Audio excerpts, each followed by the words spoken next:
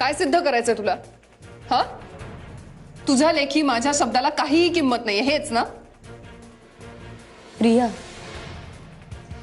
तू फक्त गैरसमज करून घेतेस, बाकी काही नाही. अजिबात नाही. माझा अपमान केल्याबद्दल तुला काहीही वाटत नाहीये का मंजिरी? मी तुझा अपमान नाही केलाय प्रिया. हे बघ, माझ्या मनाला जे योग्य वाटलं ना, मी तेच केलं. मंजिरी, आजपर्यंत या घरात नोकऱ्यांच्या बद्दलचे डिसिजन्स मी घेत आली आणि आज तू त्या मीराला... एक मिनिट.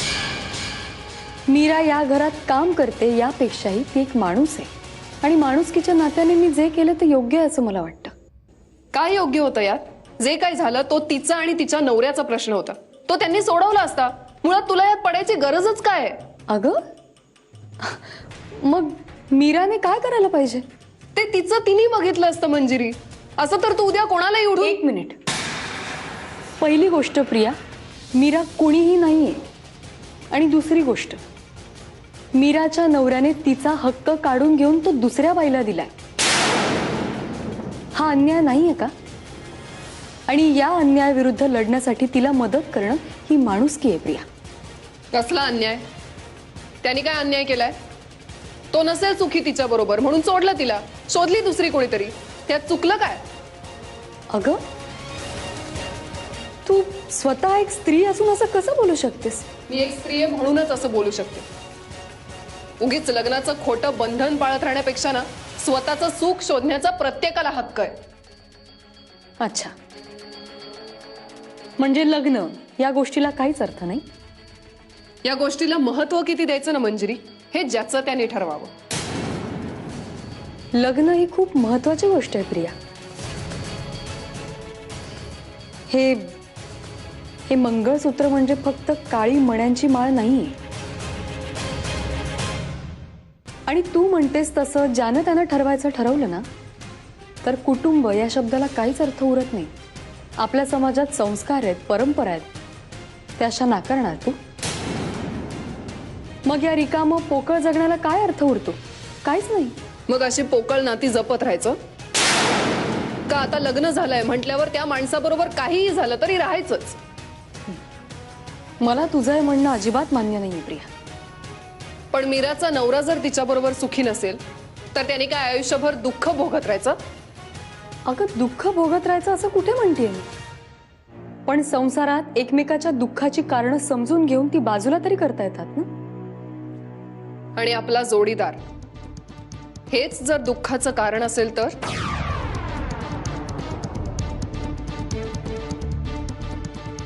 आपण एकमेकाच्या दुःखाला कारणीभूत आहोत हे दोघांनाही वाटायला हवं. हे दोघांपैकी फक्त एकाला वाटणं हे त्याच्या एकट्याच्या सोयीचं झालं फक्त. तुला नाही वाटत असं? मंजिरी, इथे मुद्दा ना मीरा आणि तिच्या नवऱ्याचा नाही. इथे मुद्दा मीराच्या अन्यायानं हिसकावून घेतलेल्या हक्काचा आहे. आणि यु नो व्हॉट, मला मीराच्या नवऱ्याचा हक्क जास्त महत्वाचा वाटतो. प्रिया, उद्या जर कुठल्या दुसऱ्या स्त्रीने तुझा हक्क अन्यायानं हिरावून घेतला तर तरी तू असंच बोलशील? मंजिरी, मला आजपर्यंत माझे हक्क कुठे मिळालेत? म्हणजे नाही कळणार तुला, आणि तुला कळायला पाहिजे असंही नाही. मला फक्त एवढंच कळतं प्रिया, लग्नात बांधल्या गेलेल्या गाठी सहजासहजी तोडून दुसऱ्या कुणालाही तो हक्क नाही मिळू शकत. का नाही मिळू शकत? जर कोणी कोणाला मिळवण्याची इच्छा घेऊन मनात जगत असेल तर ती गोष्ट त्याला मिळवण्याचा पूर्ण हक्क आहे. मग ती काही असो, कुणाचं प्रेम किंवा कुणाचा नवरा. बरोबर आहे, हवं ते मिळवण्याचा हक्क आहे ना. पण मग त्या पुरुषाच्या बायकोच्या हक्काचं काय? तू मला सांग, उद्या तुझं लग्न झालं आणि तुझा नवरा जर तुझ्याशी असं वागला तर तू त्या परक्या बाईच्या हक्काचा विचार करणार की बायको म्हणून स्वतःच्या हक्काचा विचार करणार? नाही ना? नाही आहे ना तुझ्याकडे उत्तर? म्हणून मी म्हणतेय प्रिया, मीराच्या नवऱ्याने त्या दुसऱ्या बाईला घरातनं कायमचं बाहेर काढायला हवं, तिच्याशी कायमचे संबंध तोडायला हवे आणि मीराला घरात घ्यायला हवं, किंवा मग मीराने तरी ते घर सोडून द्यायला हवं. मंजिरी, माझं तर लग्नच नाही झालं अजून, पण मी तुला विचारते, तू सांग ना, जर तुझा नवरा तुझ्याशी असं वागला तर तू काय करशील? सोडून देशील हे घर?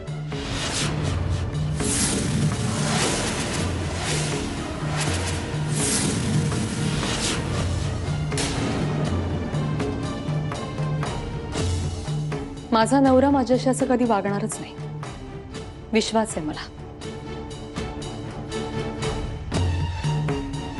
तरी समज जर तू मीराच्या जागी असतीस तर काय केलं असतंस? सोडलं असतंस स्वतःच्या नवऱ्याला?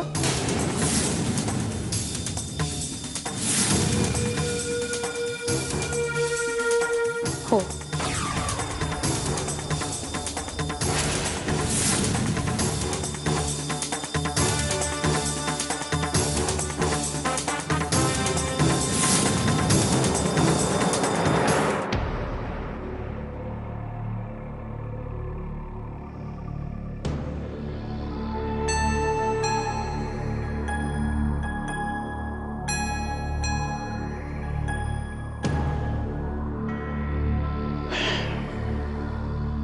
बाबा, मधुरा, सकाळी तू बोललीस, मी शांतपणे सगळं ऐकून घेतलं. दिवसभरात त्या मुलाची सगळी माहिती काढली. सगळं चांगलं आहे. हा, म्हणजे मुलगा कष्ट करून वर आलाय, मेहनती आहे, चांगलं आहे, घर उत्तम आहे, आर्थिक परिस्थिती उत्तम आहे. पण काय बाबा?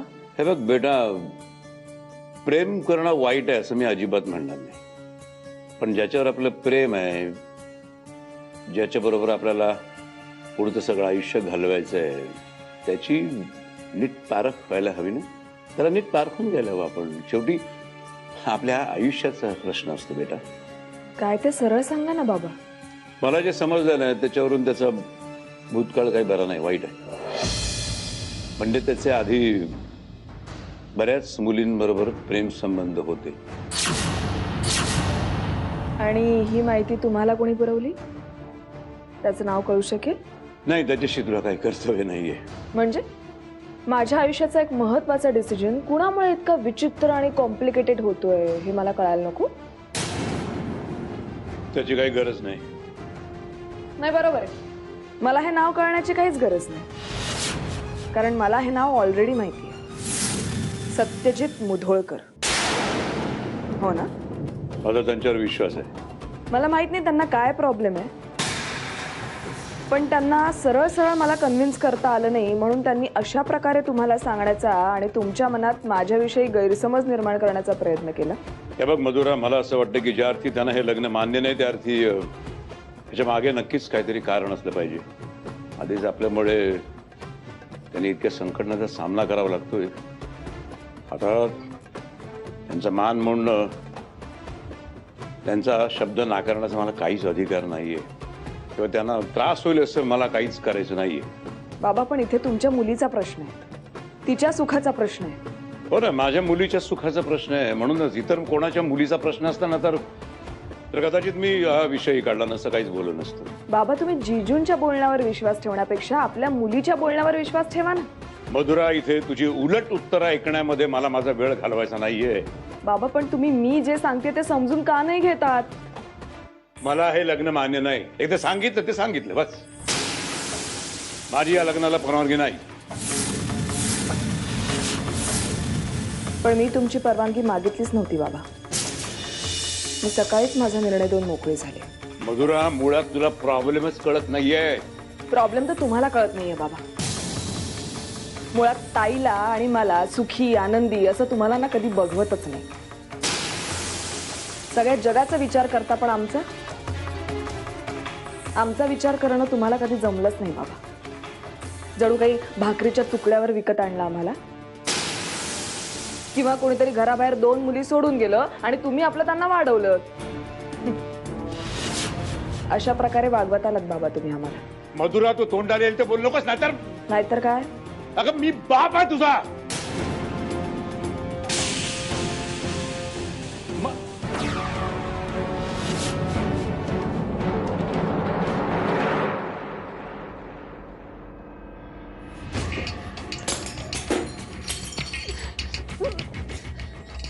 प्रिया, अगं डोसक्यात वारा शिरल्यागत काय करते? प्लीज मला आता काही समजावू नकोस तू.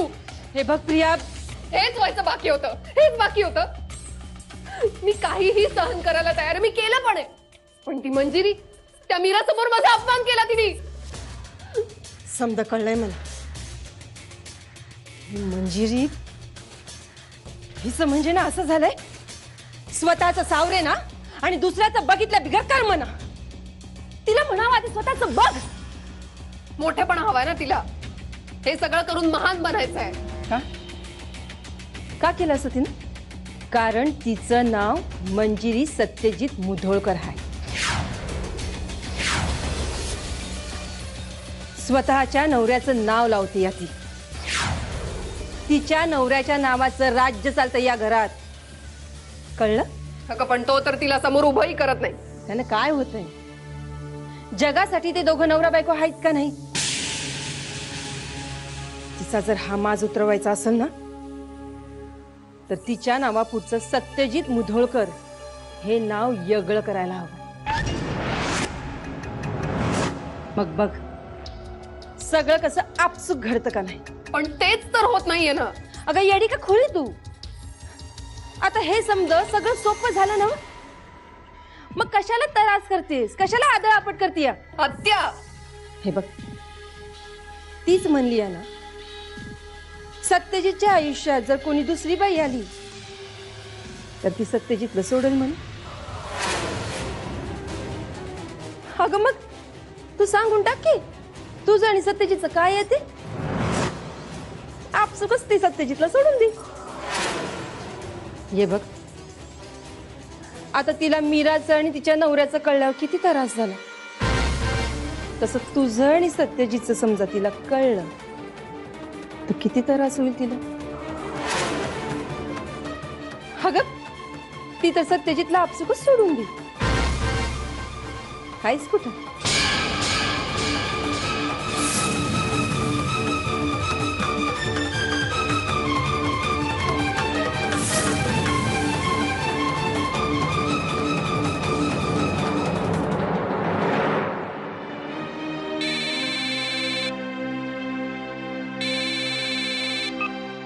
हॅलो मधुरा, अगं काय एवढं रात्री फोन केलास, काय झालं? ताई, मी बोलले बाबांशी लग्नाबद्दल. मग मग बाबा काय म्हणाले? जे मला वाटलं होतं तेच झालं. नकार दिला.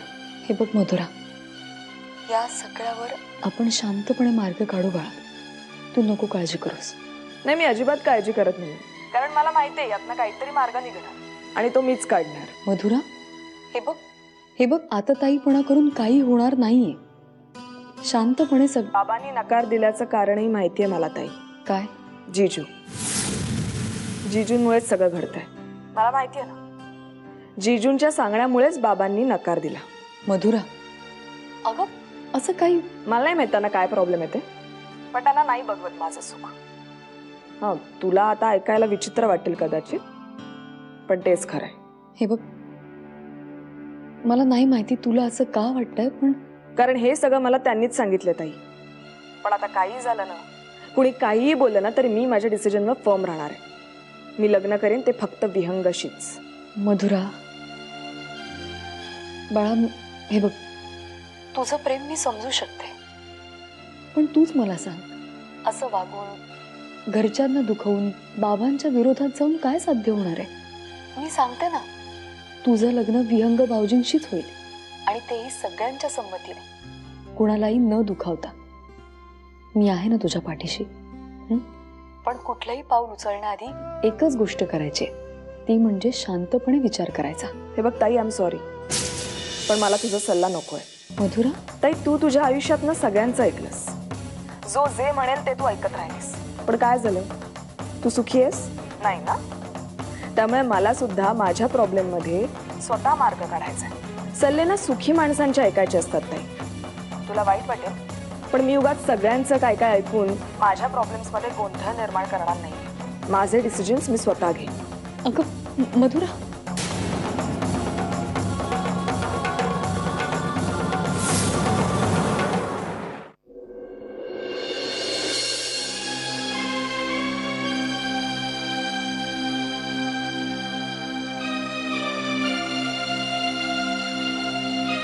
मी आज मुंबईला जातोय. शिवराजने आधीच जाऊन तिकडे त्याची कामं पूर्ण केलेली आहेत. आता मला जाणं आवश्यक आहे. आणि मग उद्या आम्ही दोघं बरोबरच आहे सोबतीनं. तोपर्यंत या घरातलं बिघडलेलं डोकं ठिकाणावर आलं तर बरं होईल. नकोय मला. मधुरा, मधुरा थांब. तुझ्या नाटकांमुळे मी जर काल घेतलेला निर्णय बदलेन असं तुला वाटत असेल ना, तर ते चुकीचं आहे. आणि मला वाटतं हे सगळं तुला माहिती असायला हवं. आणि तुम्ही म्हणताय ते सगळं मी निमूटपणे ऐकून घेईन असं जर तुम्हाला वाटत असेल तर ते चुकीचं आहे बाबा. असं वागून तुला काय सिद्ध करायचं ग? सिद्ध काय करणार? समोरचा जर ऐकून घेण्याच्या मनस्थितीतच नसेल तर त्याच्याशी काही बोलून फायदा आहे का? मधुरा, कान आणि डोळे बंद करून घेतले तुम्ही बाबा. तुमच्या डोक्यात जे आहे ते आणि तितकंच तुमच्यासाठी बरोबर असतं. मग समोर तुमच्या मुली जरी असल्या ना आणि त्या तुम्हाला काही सांगण्याचा प्रयत्न जरी करत असल्या तरी तुम्हाला ते ऐकायचं नसतं.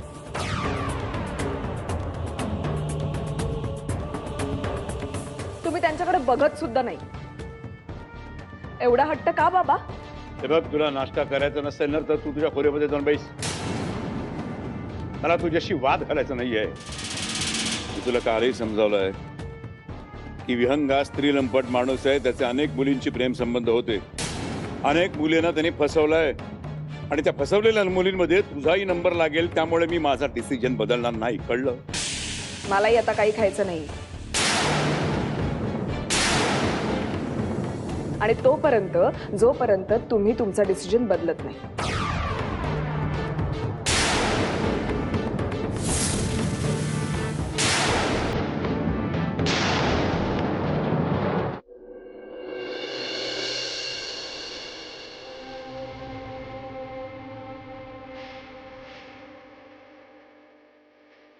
हाय अंबे, अगं हे बघ आली बाया बॅग घेऊन. अहो भाई, मी माझ्या नवऱ्याला सांगून आले की जोवर तो दुसऱ्या बाईला सोडत नाही तोवर मी घरात नाही येणार. म्हणजे तुला पालखीच पाठवायला लागत होती? मोठा पराक्रम करून आलीस ना तू. आता आली तर आली, पण माझ्या समोर काहून उभी राहिलीस? जा ना, जिनं बोलवलं तिच्या समोर जाऊन उभी राहा, कळलं?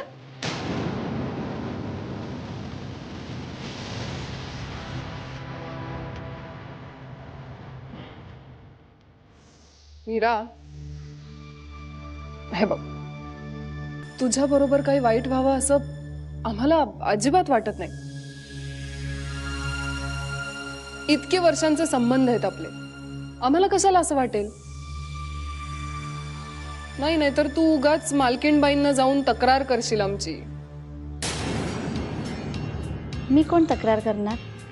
बोला ना ताईसाहेब. मीरा, मंजिरीच्या नादी लागून तू घर सोडलंस, नवऱ्याला सोडलंस, पण कसं आहे, शेवटी ते घर तुझं आहे.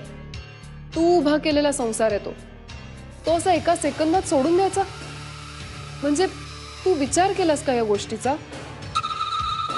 होय, मी विचार केलाय. नाही, तू विचार केलाच असशील, पण तुला हे कितपत बरोबर वाटतं? म्हणजे उद्या जर तुमच्यावर काही संकट आलं, देव न करो, पण तुम्ही एकमेकांना आधार द्यायला असाल ना? का तू एकटीच राहणार आहेस आयुष्यभर? आणि शेवटी एखाद्या स्त्रीला एकटीने आयुष्य काढणं किती कठीण असतं हे मी तुला सांगायला नको ना? हे बघ मीरा, आपण सल्ले घ्यावे, जरूर घ्यावे, पण कुणाचे? ज्याचे आपण सल्ले घेतोय त्याला किती कळतंय हे लक्षात घ्यायला नको का? आणि आता झालंय कसं माहितीये का, तुला तुझ्या नवऱ्याने घराबाहेर काढलं नाहीये, तू स्वतः घराबाहेर पडलीयस. कळतंय का?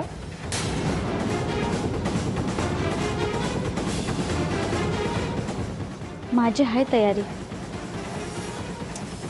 बोलणं सोपं आहे ग मीरा, बोलणं सोपं आहे, पण संकट आणि परिस्थिती काही सांगून येतं का?